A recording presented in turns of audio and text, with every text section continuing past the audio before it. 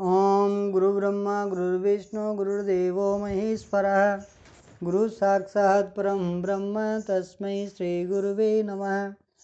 प्रिय बंधुओं, एक कदम अध्यात्म की ओर इस परिचर्चा के 19वें भाग में आप सबका स्वागत है।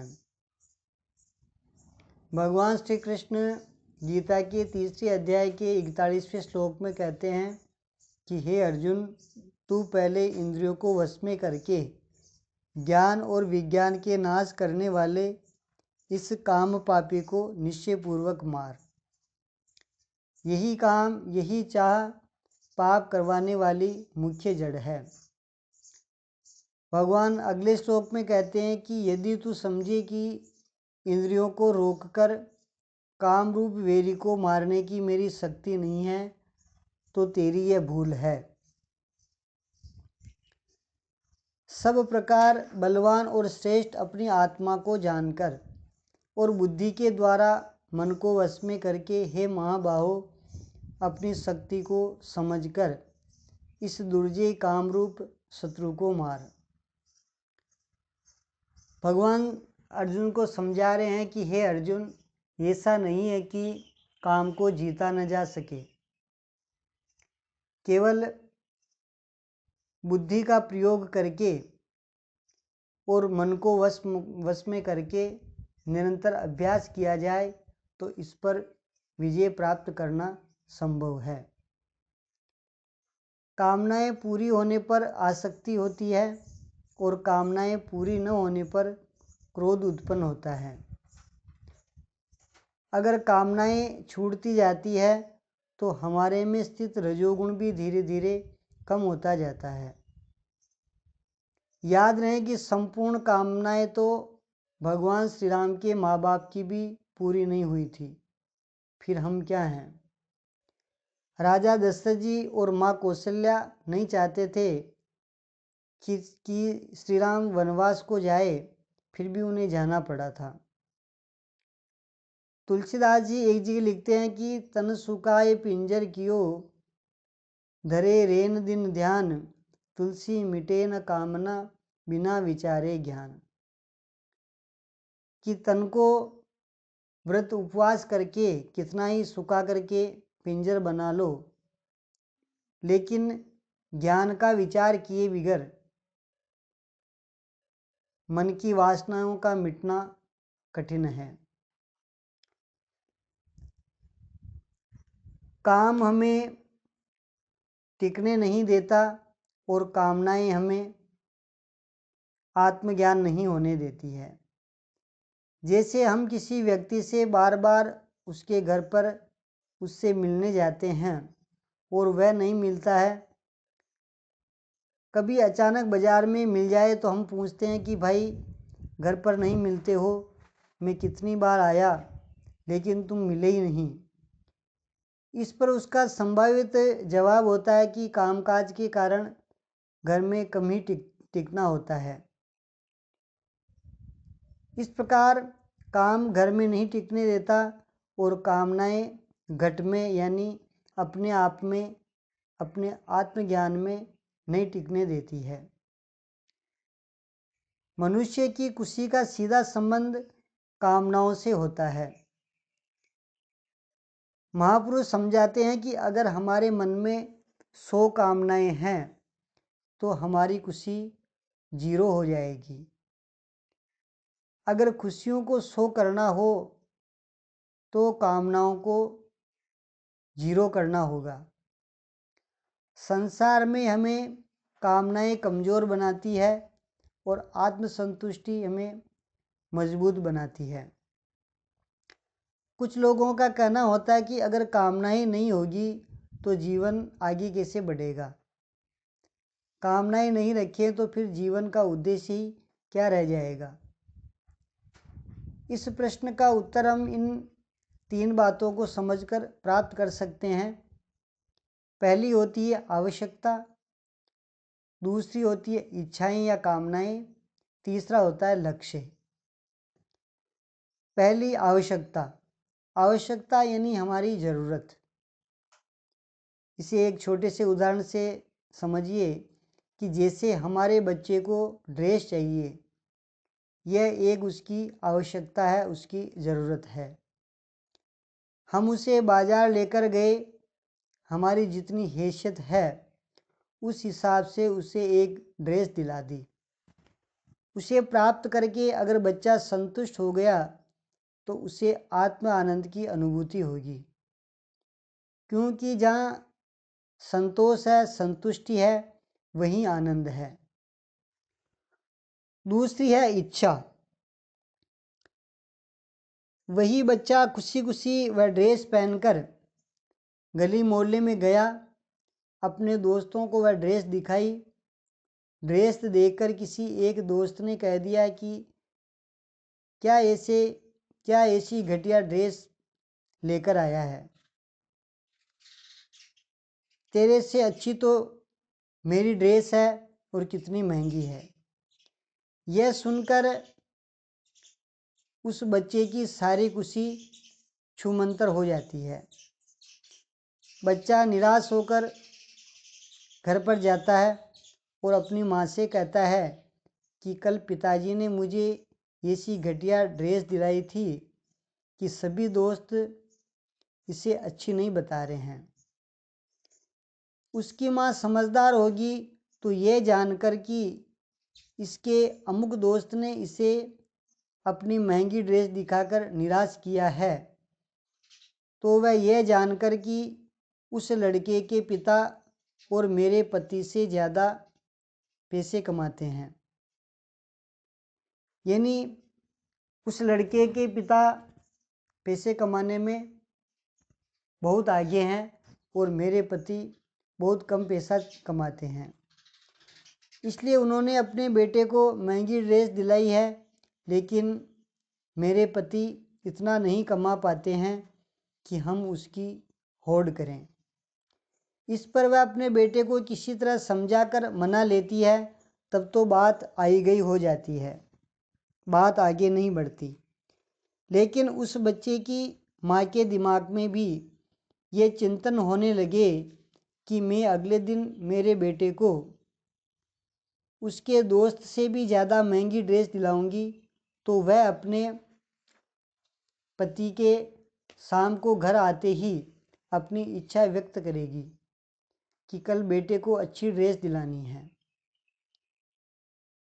पति कारण जानकर समझाने की कोशिश करेगा और अगर पत्नी और बेटा जिद पर अड़े रहे तो वह सोचेगा चलो दिला देता हूँ।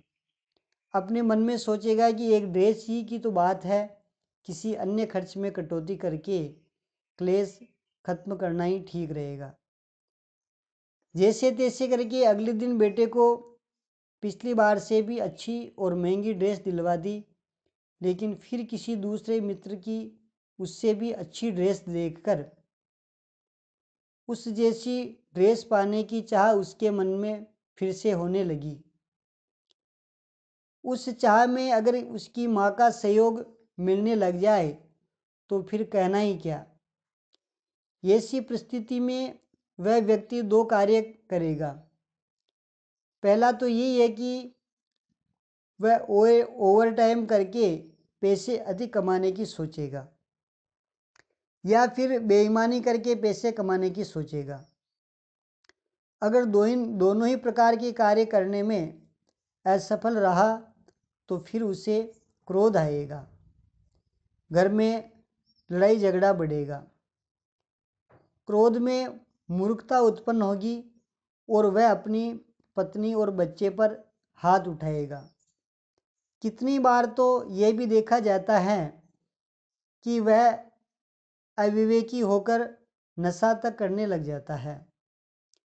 नशा करने से धीरे धीरे उसकी स्मरण शक्ति, कार्य करने की शक्ति का नाश होता जाता है। स्मरण शक्ति के नाश होने से बुद्धि का नाश होता है और बुद्धि का नाश होने से वह व्यक्ति अपने श्रेष्ठ स्थान से गिर जाता है। इसी बात को भगवान श्री कृष्ण गीता के दूसरे अध्याय के 62वें और 63वें श्लोक में कहते हैं कि ध्यायते विषयान् पुंस संगतेषु उपजायते, संगात् संजायते काम, कामात् क्रोधो विजायते, क्रोधात् भवति सम्मोह, सम्मोहात् स्मृतिविभ्रमः, स्मृतिभ्रंशात् बुद्धिनाशो, बुद्धिनाशात् प्रणश्यति। अर्थात हे अर्जुन, मन सहित इंद्रियों को वश में करके मेरे परायण न होने से मन के द्वारा विषयों का चिंतन होता है। विषयों का चिंतन करने से उन विषयों में आसक्ति हो जाती है। आसक्ति से उन विषयों की कामना उत्पन्न होती है। कामना में विघ्न पड़ने से क्रोध उत्पन्न होता है। क्रोध से मूढ़ता यानी मूर्खता उत्पन्न होती है और मूर्खता से स्मरण शक्ति का नाश होता है। स्मरण शक्ति के नाश से बुद्धि अर्थात ज्ञान शक्ति का नाश होता है और बुद्धि का नाश होने से वह मनुष्य अपने स्तर से गिर जाता है। इसी कारण स्कूल में बच्चों की ड्रेस एक जैसी रखी जाती है ताकि उनमें अनावश्यक होड़ न हो और अमीरी गरीबी का भाव बच्चों के कोमल मन में नहीं आए। इच्छाएं बच्चों को खुशी तो देती है, लेकिन वे इच्छाएं हद से ज़्यादा बढ़ती जाए तो उनके माँ बाप को परेशानी में भी डाल देती है। इस छोटे स्तर पर समझाई गई बात को हम हर स्तर पर समझ सकते हैं। इस बात को हम परिवार के सदस्यों में और रिश्तेदारों में भी घटित करके भी समझ सकते हैं। अपने आप में संतोष का भाव बनाए रखने से ये भाव नहीं आएगा कि मेरे माँ बाप ने मेरे लिए क्या किया, और माँ बाप के मन में ये नहीं आएगा कि मेरी औलाद ने हमारे लिए क्या किया। ये हमेशा याद रहे कि जहाँ संतोष है वहाँ आनंद है और जहाँ हर्ष है वहाँ शोक है, दुख है।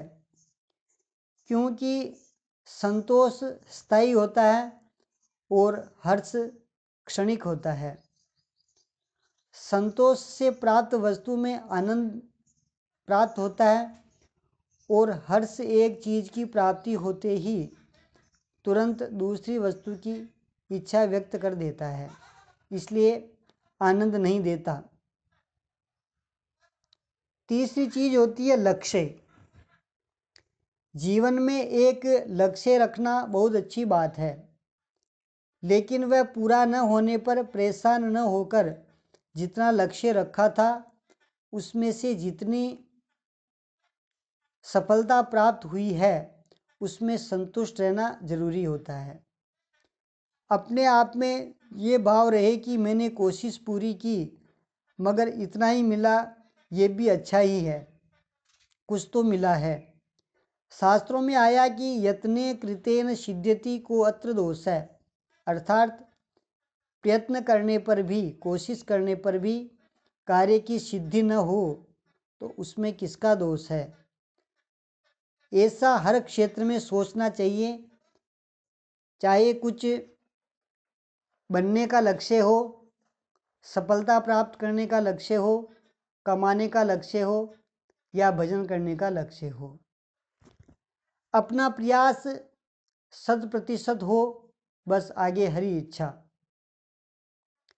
भगवान श्री कृष्ण गीता के दूसरे अध्याय के 71वें श्लोक में कहते हैं कि विहाय कामान्य सर्वान् पुमांश्च चरति निष्प्रिय निर्ममो निरहंकार स शांतिम अधिगच्छति।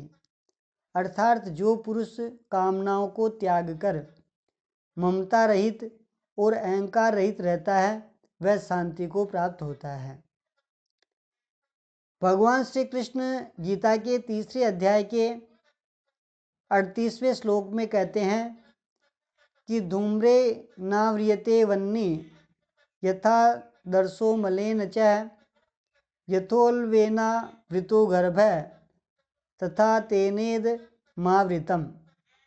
अर्थात हे अर्जुन, जैसे धुएं में अग्नि और मल से दर्पण ढका होता है, जैसे जड़ से गर्भ ढका होता है, वैसे ही उस काम के द्वारा ये ज्ञान ढका हुआ होता है।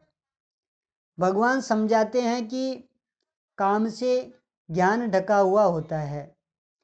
जैसे बीज खोल से ढका हुआ होता है, उसी प्रकार मनुष्य की चेतना उसकी वासना से ढकी होती है। ज्ञान स्वभाव है। ज्ञान होना कोई उपलब्धि या प्राप्ति होना नहीं है। जैसे धुएं में आग ढकी हो तो उसे पाना नहीं होता, केवल धुआं अलग हो जाए तो आग प्रकट हो जाती है। जैसे सूरज बादलों से ढका हो तो सूरज को पाना नहीं होता है, केवल बादल हट जाए तो सूरज प्रकट हो जाता है। बीज में वृक्ष है लेकिन छुपा हुआ है।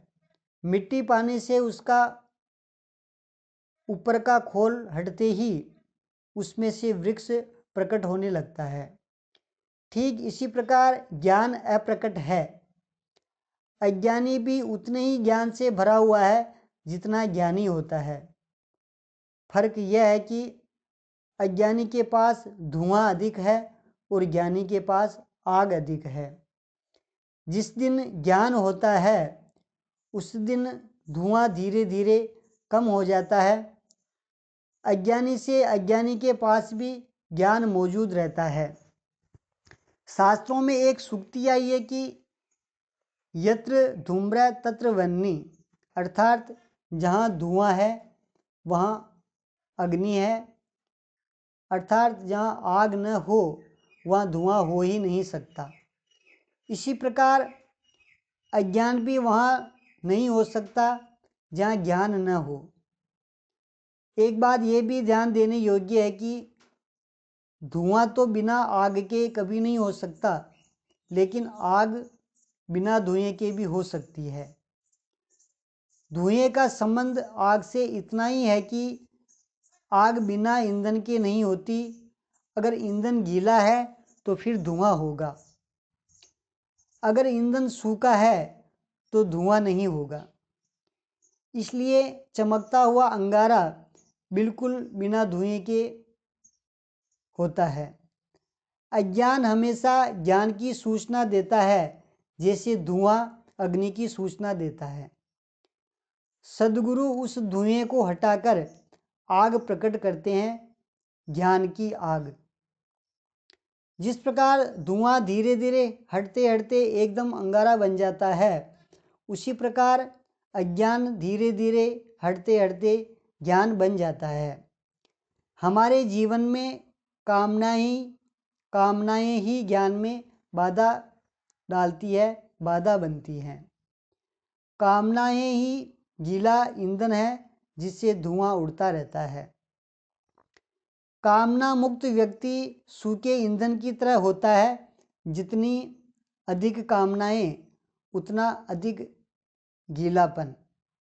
कामनाएं जब नगण्य हो जाती है तो वह व्यक्ति एकदम सूखा ईंधन हो जाता है। उसमें फिर ज्ञान रूपी अंगारा ही शेष बचता है, धुआं बिल्कुल नहीं। महापुरुष कहते हैं कि ऐसा व्यक्ति फिर अपनी आत्मा को अपने शरीर से अलग कर लेता है। इस प्रसंग को मैं आज यहीं समाप्त करता हूँ। आज का कोड वर्ड होगा परमेश्वर।